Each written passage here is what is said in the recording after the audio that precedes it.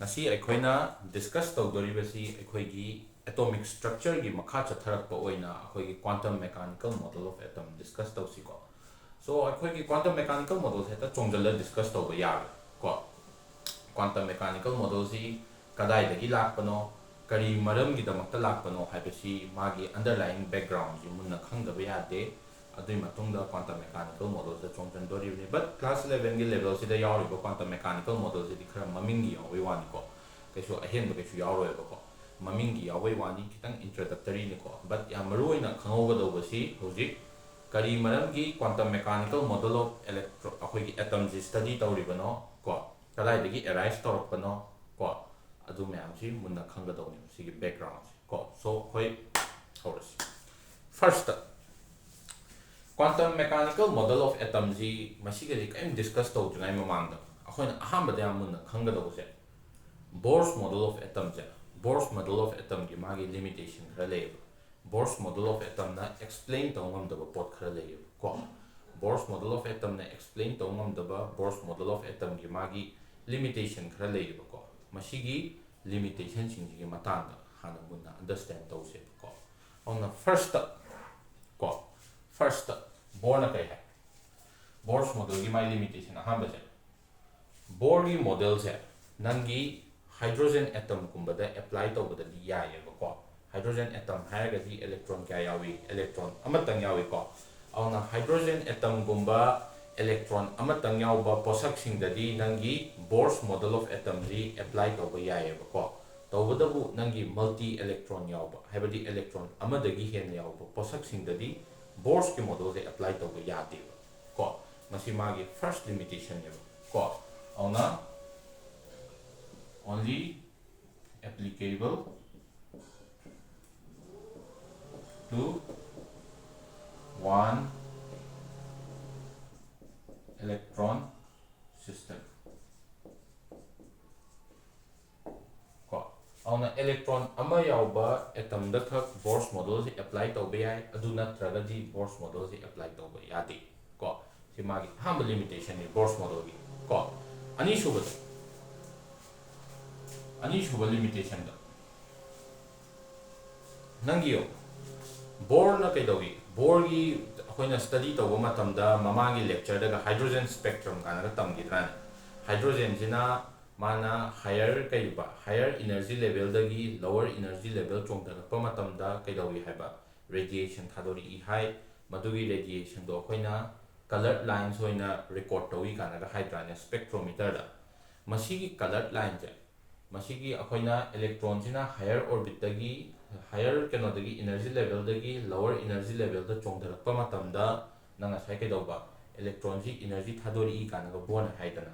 masigi thadori iba energy sika correspond to ba nanga sai gi colored line sama spectrometer gi nangi recording phangi ga haidra masigi colored line je aikoina kano tawraga yengba matamda akoina microscope tawri yengba matamda ne colored line je line macha myam pula sai Lairembi ko akoina kai doba sumaina ga Lyman series kana ga sumaina pula pula ibu hole kha sakhala ga mu Balmer series kana ga lei hai ko sigi line amamam je Lyman series ta yawriba line amamam Balmer series ta yawriba line amamam je aina amuk line ama si microscope tawraga munna yengba matamda ne line ama si am kai doramba line macha myam pula ga sa Lairembi ko masi boy khoina kai kawi hai kanda splitting of the spectral lines kawi ko on the spectral lines is split tawi ja kai maram gi noji nangi Bohr na explain to ngamte ko on the splitting of the spectral lines explain to ngamte ma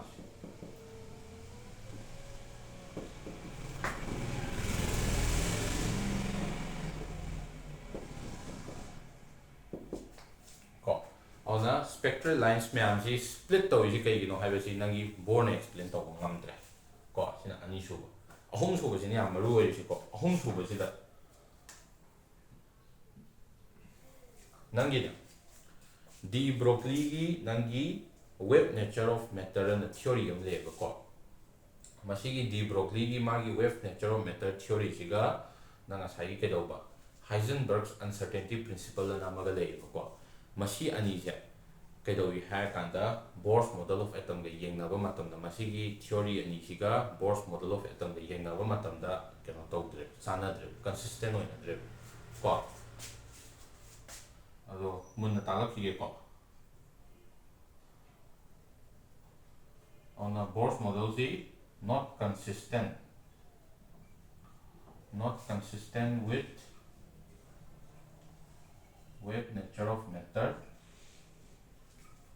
with nature of matter and uncertainty principle.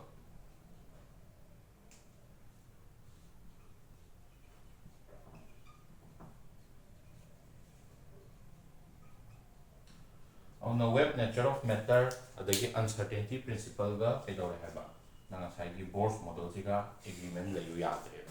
ko masidagi kaidore masidagi nangi Bohr's model gi limitation theory ne ko atopasu leidi nangi G-man effect start effect kana ga lei madu explain tongam daba kana ko but 11 gi level da sina just more than enough ko noi dis loi cover to pot ni si myam ko aduna ahambada Bohr gi magi limitation ji first and foremost Bohr ji kana da khak applicable oi one electron system electron amatang yaw pot khak applicable oi electron amadagi hen yaw ba atom multi electron system dadi Bohr's model applicable oi di second da do ba Bohr na kai explain to ngam de nangi spectral lines myam je akoina higher orbit gi lower orbit ta chongtharakpa matam da thadorakpa akoi colored oi ba spectral lines myam ji akoina munna yengjaluba matam da spectral line myam ji jo muk split to lerame ba ko masigi spectral line split to ji kai maram gi no haibasi Bohr na explain to ngamdre ko aduga ahum suba da kai do ba akoi de Broglie haiba nupa amna puthorakpa wave nature of matter na akoi keno ama lei ko aduga wave nature of matter ji ga Heisenberg's uncertainty principle ka machine je panjalappa matamda Bohr's model se chanadre yadre agreement le yadre moi ko sidagi akoina Bohr's model gi magi limitation je recognize tawre awna atomic model ji Bohr's model dagi hena updated oi ko hena advanced oi ama leitaba yadre sigi keno myam ji sigi problem myam ji explain to ngam ga do ko aduna madu thirpa matamda quantum mechanical model ka doine ko so quantum mechanical model laktinai mamangda ahambada akoina wave nature of matter jiga Heisenberg's uncertainty principle jiga ani je hana munna gyan ta se ko hona se hours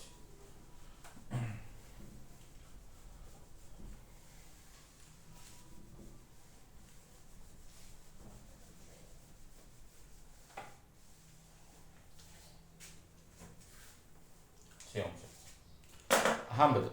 akoigi wave nature of matter je you understand those wave nature of matter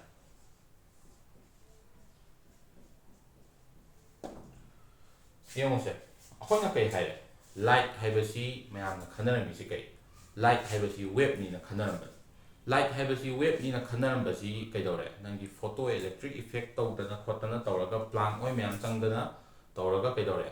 light haibasi wave nature da nate particle nature su cheli na puthora kreda auna hana mayam khanarami si light haibasi wave nature cheli na leijarambani tawdabu Planck ne adagi nangi Einstein na magi photoelectric effect ka so tawdana explain ka tawdana kaidore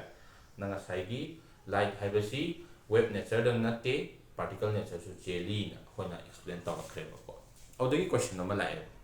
kaido matter haiba pot sidi hoina hana kainena consider tarami matter haiba pot sidi atoms molecules me amamna sai auna wave matter haibasi atoms molecules matu me am pulaga sabani ko aduna matter haibasi da hoina hana dagi particle nature cheli na leinarami ne adoi tari question nam lai light haibasi wave nature cheli na leirame masi wave nature su chele particle nature su cheli na haira abnina matter haiba pot sidi hana particle nature khak cheli na khalambani tawdabu matter haibasi wave nature su chen bazatra na khanba hore ko auna light dawna light hana wave tang cheli na khalambasi particle nature su cheli na ko na explain tawre auna light chi nature ni lei dual nature lei na sumai tawdana matter haiba pot sisu hana de hoina particle nature khak cheli na khalambani tawdabu hauji ti wave nature su chen bazatra nanga thai matter sisu mai dual nature lei bazatra khanba hore ko masidagi nanga thai wave nature of akhoi nga sai keno se lakpa ho gimne nanga sai wave nature of matter se masidagi lakpa ho gimne ko ꯃꯁꯤꯒꯤ web nature of ꯃꯦꯇꯔꯁꯦ ꯅꯪꯒꯤ experiment ꯈꯔ ꯇꯧꯔꯀꯥꯟꯗ ꯁꯣ ꯇꯧꯔꯛꯀꯅꯤꯀꯣ ꯀꯔꯤ experiment ꯑꯩꯈꯣꯏ ꯌꯥꯝ ꯂꯩ ꯗꯦꯕꯤꯗꯁꯟ ꯖꯃꯔ experiment ꯀꯥꯟꯅꯒꯀꯣ ꯑꯗꯒꯤ ꯅꯪ ꯉꯁꯥꯏꯒꯤ ꯗꯕꯜ ꯁ꯭ꯂꯤꯠ ꯑꯦꯛꯁꯄꯦꯔꯤꯃꯦꯟ ꯀꯥꯟꯅꯒ ꯂꯩꯀꯣ ꯁꯤꯒꯤ ꯗꯕꯜ ꯁ꯭ꯂꯤꯠ ꯑꯦꯛꯁꯄꯦꯔꯤꯃꯦꯟꯁꯤꯅ ꯂꯥꯏꯕꯅꯤ ꯀꯣ ꯑꯗꯨꯅ ꯌꯦꯡꯉꯨ ꯗꯕꯜ ꯁ꯭ꯂꯤꯠ ꯑꯦꯛꯁꯄꯦꯔꯤꯃꯦꯟꯁꯤ ꯏꯁꯝ ꯁꯝꯅ ꯁꯨꯃꯥꯏꯅ ꯈꯜꯂꯨ ꯁꯨꯃꯥꯏꯅ ꯇꯧꯗꯅ ꯁ꯭ꯂꯤꯠ ꯂꯩꯔꯦ ꯁ꯭ꯂꯤꯠ ꯑꯁꯤ ꯑꯍꯣꯕꯀꯣ ꯑꯍꯣꯕ ꯑꯅꯤꯈꯛ ꯂꯩꯔꯦ ꯁꯨꯃꯥꯏꯅ ꯑꯍꯣꯕ ꯑꯅꯤꯈꯛ ꯂꯩꯔꯦ ꯃꯅꯤꯡꯁꯤꯗ ꯁ꯭ꯀ꯭ꯔꯤꯟ ꯑꯃ ꯊꯝꯃꯦ ꯑꯩꯈꯣꯏꯅꯅꯦ ꯀꯩꯒꯨꯝꯕ ꯌꯦꯡꯉꯨ ꯁꯤ ꯃꯐꯝꯁꯤꯗ ꯂꯦꯞꯀꯦꯕ ꯁꯤ ꯃꯐꯝꯁꯤꯗ ꯃꯌꯥꯏꯁꯤꯗ ꯂꯩꯔꯒꯅꯦ ꯃꯌꯥꯏꯁꯤꯗ ꯂꯩꯔꯒ ꯕꯣꯜ ꯁꯨꯝ ꯂꯪꯁꯦꯕ ꯕꯣꯜ ꯁꯨꯝ ꯂꯪꯁꯦꯕ ꯁꯤ ꯕꯣꯜ ꯑꯍꯣꯕꯁꯦ ꯐꯥꯎꯔ ꯁꯨꯝ ꯂꯪꯁꯦꯕ ꯀꯣ ꯑꯍꯣꯕꯅꯤꯁꯦ ꯐꯥꯎꯔꯒ ꯁꯤ ꯃꯄꯥꯁꯤ ꯂꯩꯗꯣꯏꯅꯤꯀꯣ ꯁꯤꯗꯩ ꯂꯪꯕ ꯌꯥꯗꯦꯀꯣ ꯁꯤꯗꯩ ꯂꯪꯕ ꯌꯥꯗꯦꯀꯣ ꯁꯣꯔꯁ ꯃꯄꯥ ꯑꯃꯗꯒꯤ ꯕꯣꯜꯁꯦ ꯂꯪꯁꯦꯕ ꯁꯤꯗꯩ ꯂꯪꯕ ꯃꯇꯝꯗ ꯕꯣꯜꯁꯦ ꯀꯩꯗꯧꯏ ꯆꯠꯂꯅꯤ ꯁꯤꯗ ꯊꯣꯝꯃꯅꯤ ꯀꯣ ꯆꯞ ꯃꯥꯟꯅꯩ ꯁꯤꯗꯩ ꯂꯪꯕ ꯃꯇꯝꯗꯁꯨ ꯕꯣꯜꯁꯦ ꯆꯠꯂꯅꯤ ꯁꯤ ꯊꯣꯝꯃꯅꯤ ꯁꯤꯗ ꯃꯃꯤ ꯇꯥꯔꯣꯏꯗ꯭ꯔꯥ ꯕꯣꯜꯅ ꯄꯥꯟꯕꯩ ꯀꯣ ꯑꯗꯨꯅ ꯑꯩꯈꯣꯏꯅ ꯕꯣꯜꯁꯤ ꯃꯊꯛꯇ ꯑꯃꯨꯛ ꯂꯪ ꯃꯈꯥꯗ ꯑꯃꯨꯛ ꯂꯪ ꯃꯊꯛꯇ ꯑꯃꯨꯛ ꯂꯪ ꯃꯈꯥꯗ ꯑꯃꯨꯛ ꯂꯪ ꯇꯧꯕꯁꯦ ꯀꯩꯗꯧꯕ ꯉꯁꯥꯏ ꯁꯤꯒꯤ ꯑꯍꯣꯕꯁꯦ ꯐꯥꯎꯔꯒ ꯁꯤꯒꯤ ꯃꯄꯥꯁꯦ ꯊꯣꯝꯃꯦ ꯀꯣ ꯁꯨꯃꯥꯏꯅ ꯇꯧꯗꯅ ꯑꯩꯈꯣꯏꯅ ꯑꯦꯛꯁꯄꯦꯛ ꯇꯧꯔꯤꯁꯤ ꯑꯩꯈꯣꯏꯅ ꯕꯣꯜꯁꯤꯗꯤ ꯀꯩꯗꯧꯏ ꯕꯣꯜꯁꯤꯗꯤ ꯃꯇꯨꯝꯅꯤꯗꯅ ꯄꯥꯔꯇꯤꯀꯜꯅꯤꯅ ꯕꯣꯜꯁꯨ ꯋꯦꯕ ꯔꯥꯅꯤ ꯅꯠꯇꯦꯗꯅ ꯄꯥꯔꯇꯤꯀꯜꯅꯤꯗꯅ ꯑꯗꯨꯅ ꯄꯥꯔꯇꯤꯀꯜ ꯑꯣꯏꯕꯅꯤꯅ ꯀꯩꯗꯧꯔꯦ ꯃꯥꯁꯦ ꯆꯠꯂꯒ ꯁꯤ ꯃꯄꯥꯁꯦ ꯊꯣꯝꯃꯦ ꯁꯤꯁꯨ ꯕꯣꯜꯁꯤꯁꯨ ꯆꯠꯂꯦ ꯃꯈꯥꯗ ꯁꯤ ꯆꯠꯂꯒ ꯁꯤ ꯃꯄꯥꯁꯦ ꯊꯣꯝꯃꯦ ꯂꯪꯕ ꯃꯇꯝꯗ ꯍꯧꯖꯤꯛ ꯌꯦꯡꯉꯨ electron je khon smain tau ju akhoi electron ji sigi source dagi electron thajan je bu electron ji thajan ma matam da akhoi na kai expect tau electron ji su particle ni na akhoi na hana electron ji particle ni khalami da electron ha bi negative charge ba matum mam ni khalami ne ba ko electron ji su particle ni na electron ji da kapsan ma matam da electron ji da power ga ko da ma pa on electron ji kapsal up to ni ko electron ji kapsal up ma matam si da udi that lam ni na power ma maroi da na 파워 넘버 마파지다 일렉트론도 파워가 시기 마파지다 일렉트론도 디텍트 동이나 칸바네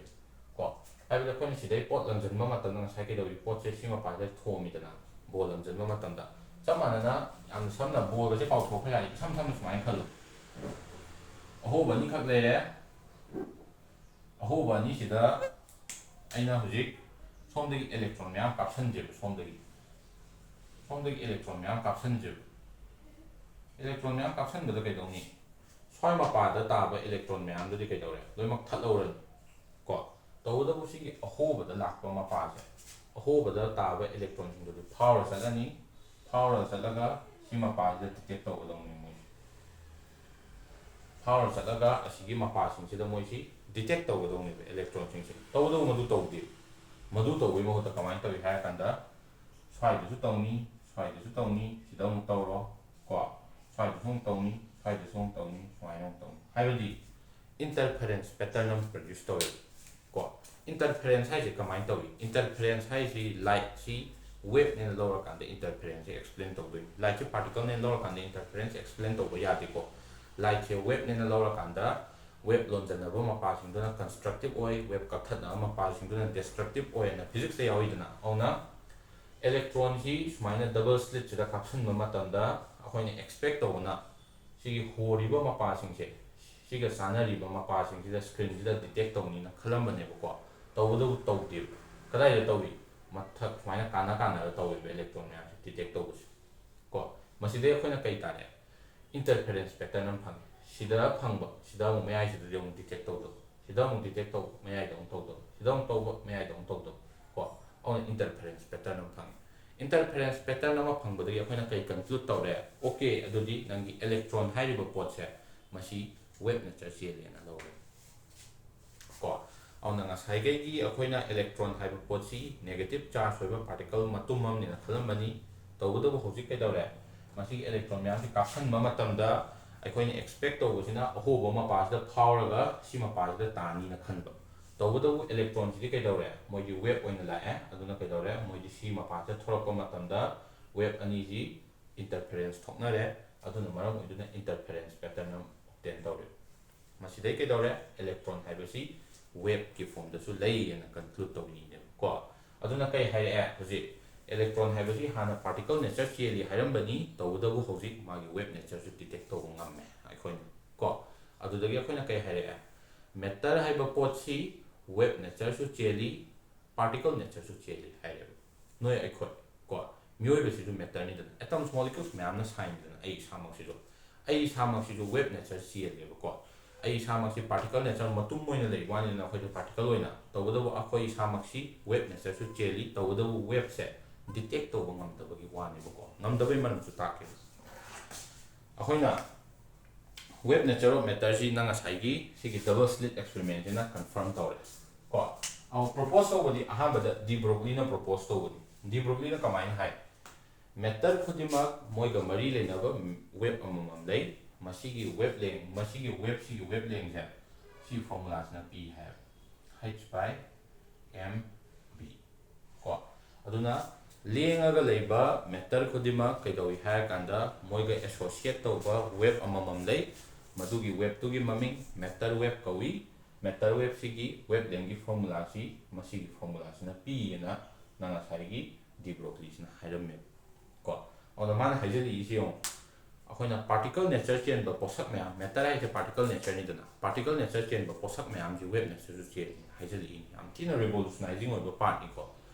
औदे के दौरे मागी जी अहाबद theory नि तौदब के दौरे ना साइगा इन हुजिक ताकिबे एक्सपेरिमेंट जे सिगी डबल स्लिट एक्सपेरिमेंट ना कंफर्म तौइनेबो डबल स्लिट एक्सपेरिमेंट कमाइन तौई स्लिट लौरे अहोबनी खक इलेक्ट्रॉन काप्सले सोमदगी अखोइना कै खनबा इलेक्ट्रॉन अतै मैम जी पलौरगा सिगी अहोबा मपाजे ताबे इलेक्ट्रॉन सिगी फाउरअगा सिगी मपाजे इलेक्ट्रॉन डिटेक्ट तौनी न खलु को इलेक्ट्रॉन मतुम मतुम ने न खलु न अखोइना तौगदबु कैदौरे हौजिक इलेक्ट्रॉन जे सिगी मपासिंग सिदगी फाउरअबा मतुंगदा सी मपा मैम जे लोइमक डिटेक्ट तौरे हाइबदी इंटरफेरेंस पैटर्न हम थोरे मशीन ताकपदी कैदौबा इलेक्ट्रॉन हाइबसी वेव की फॉर्म द लाए हाइने वेव की फॉर्म द लामने सी फाउरअबा मतुंगदा वेव अनि सी construction destruction thokna re interference to interference pattern am obtain to online interference hai the wave nature next explain to one ita auna wave nature of matter ji sigi double slit experiment na confirm to ne ko si important na te ko double slit experiment en sum background tak ni ko ona mun na khanga do si nangna wave nature of matter ji kana na propose to rom si gi idea se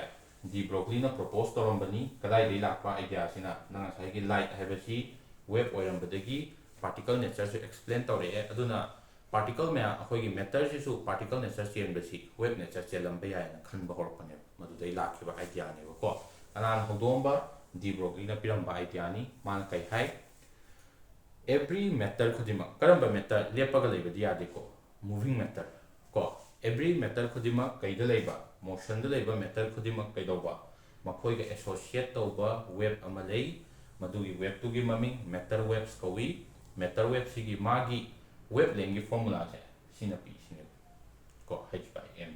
अदोइदी कई दौरे मास सुम चौखलादी wavelength सुम कई दौरानी टेंजलानी अखोई कई दौरी मियोइबा अखोई दी मास साविदना अखोई अखोई दी मास सावबसिना कई दौरी है कांदा अखोई के एसोसिएट तौरिबा मेटर वेव से मोया पी को human beings kumbasidi mass saubadina ekoiga associate tawriba matter wave singji moi wavelength ya pf wavelength pick panina ekoina detect to ngamdabane ko aduna nang sai man sidagi explanation pidoiji ekoigi achoba ekoina microscopic oiba pot mayam gi matter wave detect to ngamde kaigino na haiba mioi boigera sa san boigera moi mayam gi matter wave detect to ngamde kaigino haiba matam da man sidagi explanation pi kamaina microscopic oiba achoba pot mayam di mass saubani na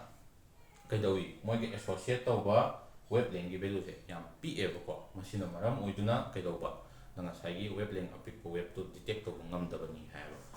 tawdabu mass yam na pick pot se samna ha kan da khoi gi electron kumba ko electron kumba di mass p amni na kaidawre wavelength gi saw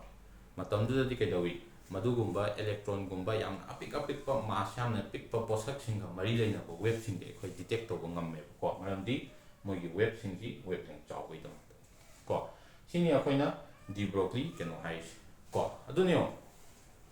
maga kai maram gi bor ga yan ndrino du hai ge ko bor da di kai hai nucleus la ya matung da nucleus sigi akoibasida ko nucleus sigi akoibasida electron ji nucleus de kyam lapi haibasi exact distance ka je hot yadrani Bohr gi formula sizinaraga my radius ki formula sizinaraga nucleus tagi electron ji kyam lapi haibasi gi exact distance ka je hot pe yadrani tawda bu hujik de Broglie na kai hai de Broglie gi mai matungina electron haibasi masi wave form the wave nature su cheli haibani wave already kamai chat ni mai sakhai sa do ro mai sakhai sa do ro sakhai sa le di ke do le electron ji sida le ro gyanam da de na mai exact distance su on ya khidran yara ro ko sida gi ke do bi hai kan da argument ji tawna pa ni ba Bohr gi matung ina di electron ji particle nature dang particle ne na consider tawi Bohr di ko ma di wave nature se consider sum to dre ko whereas nang sai gi de Broglie na kai hai nang sai gi matter hai ba di nang gi electron nu mayam si wave nature su cheli as well as particle nature su cheli hai double slit experiment tawraga particle ne ma gi wave nature chen ba su confirm tawre ko aduna maram oduna atom ama da yauri ba electron ji wave ki form da su Lairembi on my wave oina smile chat la lega di on kai dawi nangi Bohr na ga hot di ba atom ji akoi nucleus tagi electron sida lei kana distance ka exact ko hot ra Bohr na madu distance hot di ya khidran je electron is 5 Lairembi gyanan ta sarat ran auna electron gi exact distance ko ba ji ya salat re ko masidagi nang ya sai gi de Broglie gi wave nature of matter ji ga akoi na sai gi Bohr gi magi atomic model ji ani chama ta disagreement na pani ko simale ona muna khangu ai last one amtanga haige ahambada wave nature of matter ji kari dagi lakhiba idea no haiba matamda light haibasi wave nature cheli na leina nambani tawadabu light chi particle nature puthorakre adagi question ama back tawba hore hangba hore matter haiba pochi particle nature cheli na leirambani tawadabu matter ji di wave nature chen da bazat na wakhal wa hangba hore masi wahang ji de Broglie na khumme kamaina mana haire karigumba matter amasi ko karigumba body amasi motion da leiro adoi targadi body siga mari leina ba wave ama legani sineba ko madugi wave tu gi maming matter wave kawi haile aduga matter wave sigi magi wave length gi value se kaina p haiba matam sigi formula na p haire h by mb sin yare ko adagi manje theory p by wani ko tawdo masi explain tore kana explain tawi double slit experiment na adagi dangi Davidson and Germer experiment kana ga le ko kamain tawba slit leire ahoba ni ka somde electron map capsule electron map ji hodaba mapa du loimak thatawrani but ahoba mapa sing du da phawraga nanga sai opposite oina leinari ba screen du da moi je detect tawani na kan khan mane ba khoina tawdo madu tawdi kai phangi screen du da interference pattern nam phangi kamain phangi no na moi question hangba hore nang electron ji wave ne na consider taw targadi masai ge ahoba mapa du da phawrakpa matamda electron wave ani ji construction destruction thoe aduna maram oiduna interference pattern do phangi ne ko amuk detect tawba amuk tawba amuk detect tawba tawta madu interference pattern do phangi ne ko masdi akan kai confirm tawre electron haiba akogi particle nature ne na leiramba pochi wave nature ju chele se kon ko confirm tawre ko adagi amuk kai hai question amala adoi targadi matter me am ji wave nature chele haiba targadi akoi mioi ba sa san leiriba plane pai ba kholiba moi ji wave oina u ju kai kino na hangi sida mana kai argument tawi formula ji matungina mass ki value chawragadi wave length ki value pick toiba wave length ki value yamna pick pa wave si aikoina detect to ngamde ba ko masina maram oidana uba phangdrini sine hai ko sima leire adui matungda nanga sai gi de Broglie wave nature ji ga nanga sai gi Bohr ga yana dri se kai gi no sima su phang ko clear oi dam ni ko si je Bohr da di kai hai atom amai manungda electron ga koibada nucleus se koiraga lei nucleus na satpa matamda moi gi lambi chatpham am leigani masi lambi ta dum chatkani khendo oyen hai Bohr gi keno Bohr gi matungin auna kai dawi mana electron ji particle nature ne na consider tawi ne Bohr na ko nucleus haiba matum ji ga koibada electron matum ma koira lei na consider tawi ne nangi Bohr na consider tawi ko matam ti da kai hare de Broglie gi matungina electron haibasi wave su cheli particle nature su cheli hai adu wave nature cheli si chaya le ro chaya le di ke dore huje nang asagi well defined path chali do chali bra hoje chasalaktre second da kai dore mai chap chaba distance khoina born ko khot ya dra ne nang sa nucleus gi electron ji kyam chap chana kyam lap le kai khot ya dra ma su ji ya gi dra fix hoi bra ne sidong le kyam ka khat kyam kum da gi to le ko fix hoi bra ne o salaktre ko aduna kai do wi ha kan da Bohr's model of atom ga ahoigi de Broglie gi magi web nature of matter je masiga sanarak tam ne ko sidagi akhoina last ta kai conclude tore de Broglie gi magi web nature sidagi matter haiba pot si particle nature su cheli web nature su cheli although macroscopic or achobo pot sing dadi web nature se observe to ngam de maram di akhoiga associate toriba web si web lengam tianman bana maram mo detect to ngam de ko tawudabu kadai dadi ngami microscopic oiba yamna pikpa ko akhona mass yamna niamba potadi moigi kedawi ha kanda web nature se moigi web se akhona detect to ngamme ko siduni cc nanga saigi akhogi de Broglie gi magi web nature of matter sigi conclusion ne ko simale ko mathanda Heisenberg uncertainty principle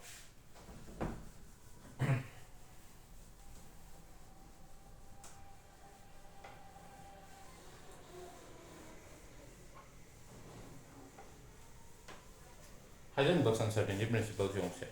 yam nungai ba mapan ahoina ne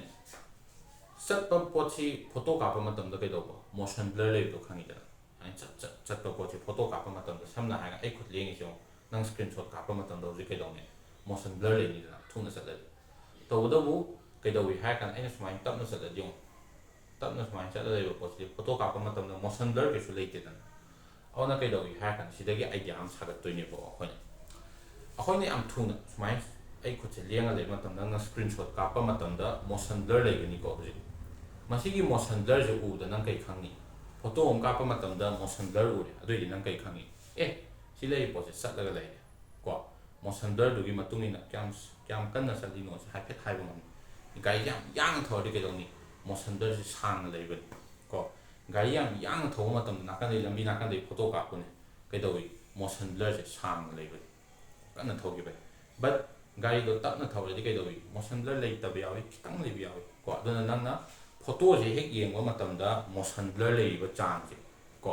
motion blur lei ba mayek seng da ba man sang dok pa do ana mayek seng da ba lei ba do madu gi chang du yeng ga nang na kai hai ba ngam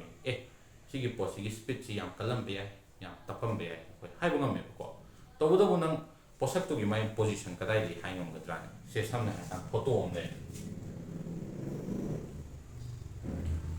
nang da Karam tu bolam lang ball ji lang ba tam de ball kan na lang ba gi motion blur che ball ji phai xing mu ji mai sang do mu mai xing mu ko ball ji sat chi ba sai ni ko mai xing mu sang do mu adoi nang ball ji exactly kadai ma pa le no nang hai ngam ga tra ne ngam de ko ahoina kai khang ni ball ji am yang sat creation di khang ko kyang yang sat creation ko na khang be ko ona ball ji yang sat create di khangi tawudabu akhoi kai dawi ha kan da ball ji sap sana swai da ulei la sap san ka lai no hai bangam de motion blur le ga ko aduna simale ani shu da mu yo kai go ma tap na lang na tap na sat da ga car ma bu ga ball ma bu ga tap na lang ga di kai do ai khu smai tap na lang ma tam de no tam ta pang tam nang screenshot ka pa ma tam na leng da tong motion blur am ta thok smai leng ko leng tab dong no photo do tam na sal la chat ta tar na photo sat ka phor ni ka po ma tam na clear oi picture am phang ni motion blur no am tai or masi photo ni ngon di yang no ma tam de si gi ball si di rest ta le ni si ball si di si gi ma pa sa chat chan le ni na hai ran ball si sat di sat di kind of information am ta phang aro ko au na aina hai ni ba idea di kind ta na te posak ama si chat pa ma tam da posak se chat pa si ga ko posak sigi magi lei ba magi position siga posak ama sina sat pa matam da man kyam yang satli kyam tap na satli haibadi magi velocity se siga posak sigi magi position posak si kadai da lei haiba se masi ani si nang na exactly at the same time da khange haibadi yaro yo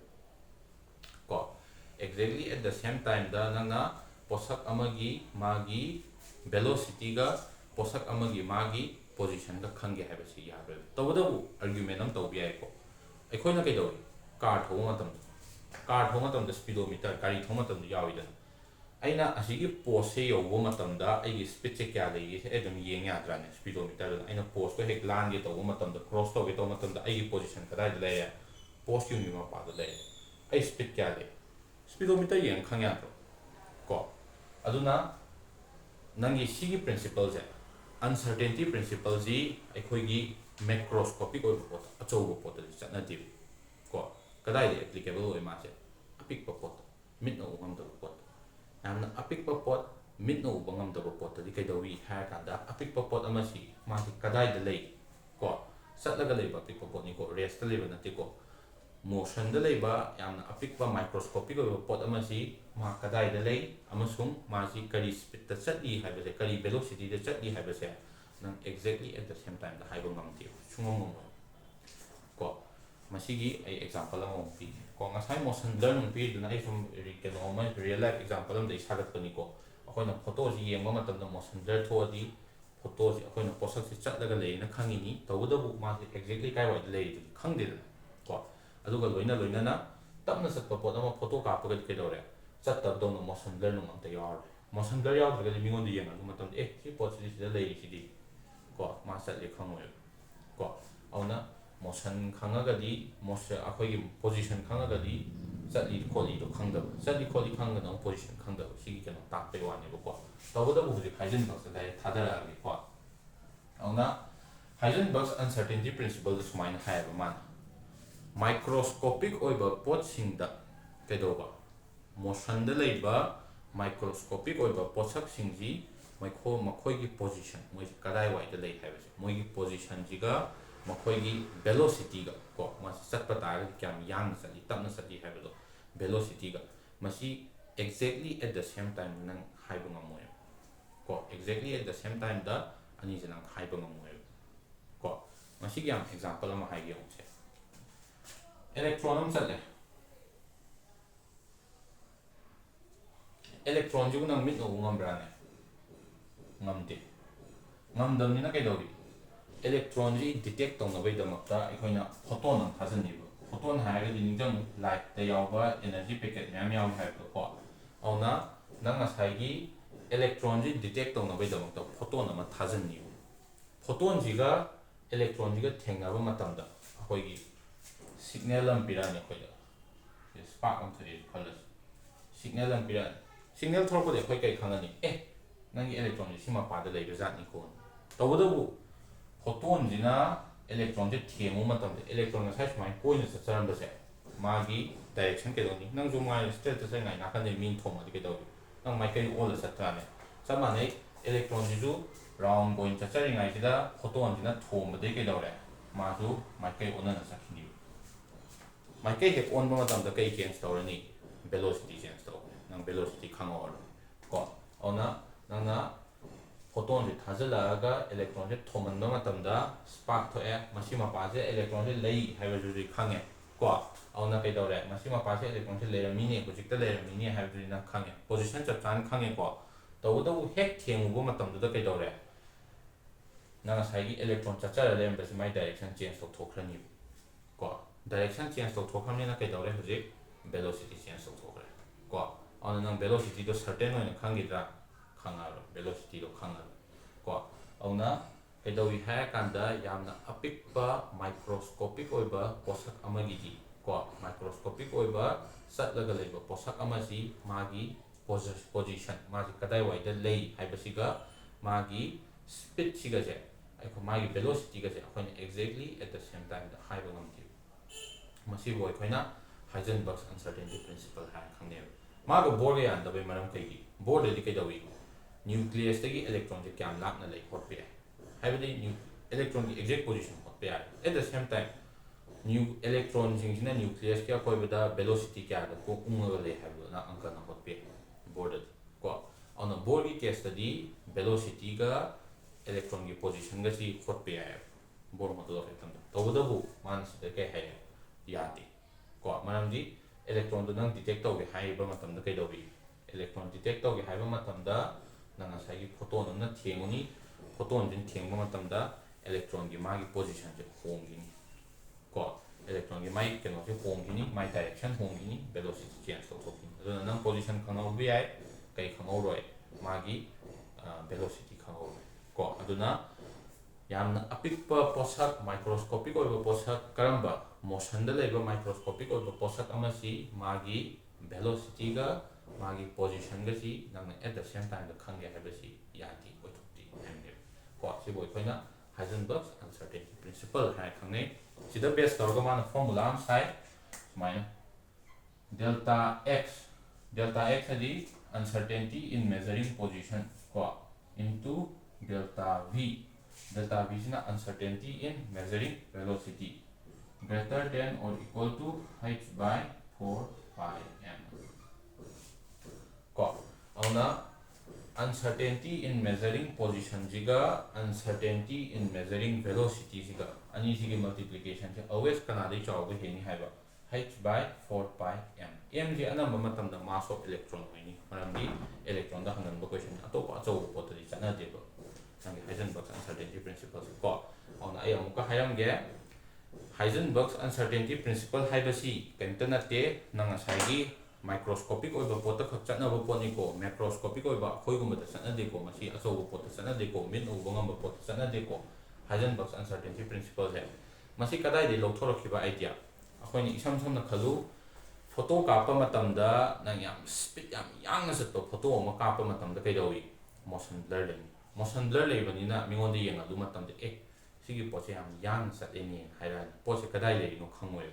haidi motion blur sang sat nya kaidawi poche mamang da buleira sai marak da buleira kadai le no khangaru tap sana poche kai le no ko motion blur le yam adagi mu kaidawi tapnaga satpa pot amasi car amasi tapna thoba car amasi photo kapa matamda ni motion blur nang thoroi andamu ko aduna kai hani atopa mi amata yenga duba matam